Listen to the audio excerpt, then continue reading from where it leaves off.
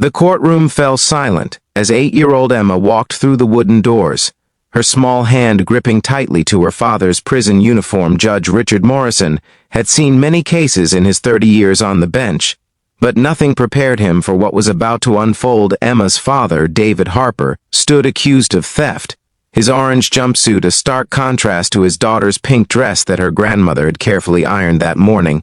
The prosecutor began his case with confidence, painting David as a career criminal who had broken into a wealthy businessman's home. But Emma stood firm beside her father, her chin raised despite the tears threatening to spill when the bailiff tried to separate them. Emma's voice rang out clear and strong across the courtroom. "Let go of my father and I'll make you walk." Laughter erupted from the gallery. The prosecutor smirked. Several jurors exchanged amused glances, and even the court reporter struggled to maintain her composure. How could this little girl possibly make such a claim? Judge Morrison raised his hand for silence, his eyes fixed on Emma with an intensity that made the room grow quiet. "Young lady," he said gently, "that's quite a promise." Emma reached into her small backpack and pulled out a worn notebook. "My father didn't steal anything," she said, her voice steady. Now he was fixing Mr. Patterson's wheelchair. The courtroom stirred with whispers. Emma continued, "My father is a medical equipment technician. 3 years ago, you came to our shop, Judge Morrison. You needed your mother's hospital bed repaired." The judge's expression shifted, a flicker of recognition crossing his weathered face. "My father worked on it for 2 days without charging you, because you told him your mother didn't have much time left." Richard Morrison's hand moved to his forehead as memories flooded back. "Emma," David whispered, "you don't have to do this." But his daughter pressed on. "Mr. Patterson called my father that night saying his wheelchair broke, and he couldn't get to his physical therapy. Dad went to help him." She opened her notebook, revealing pages of handwritten notes and photographs. But when Dad arrived, Mr. Patterson had already called the police because someone actually had broken in earlier.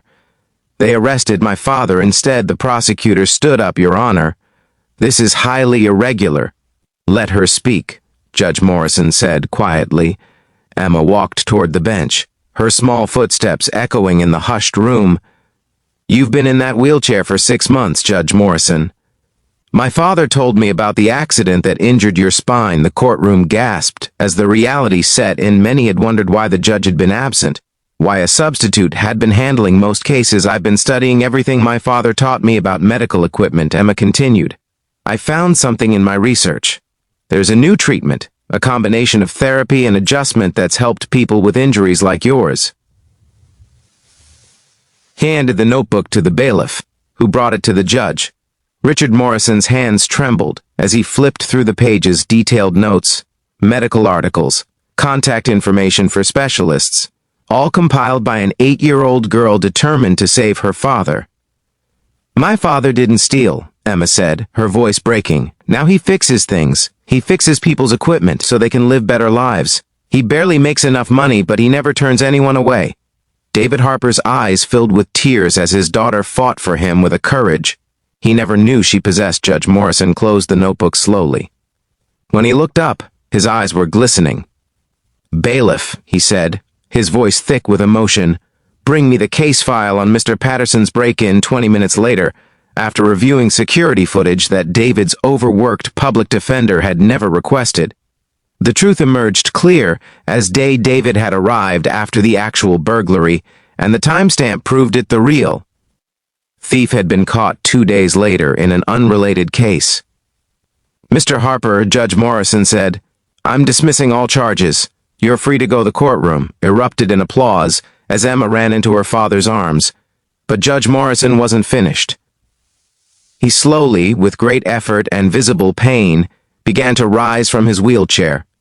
The room fell into stunned silence as he stood, gripping the bench for support, his legs shaking. "Emma," he said, his voice carrying across the courtroom, "you've given me something I thought I'd lost." Hope tears streamed down his face. "Your father raised a remarkable daughter. And you're right about one thing. You did make me walk." David held Emma close, both of them crying. "Now, thank you," the judge continued, "for reminding me what justice truly means, and thank you for showing me that sometimes the smallest voices carry the biggest truths." 3 months later, Judge Morrison underwent the treatment Emma had researched. His recovery wasn't complete, But he could walk with assistance, and David Harper's small repair shop received an unexpected donation that allowed him to serve even more people in need. Emma kept her notebook, adding to it every day, dreaming of the day she might become a doctor who could help people just like her father did, because she learned that day in the courtroom that love, courage, and determination could move mountains, or in this case, make judges stand and innocent men walk free. If this story touched your heart, please like, share, and subscribe for more inspiring tales. Leave a comment below about a time when someone's courage changed everything for you.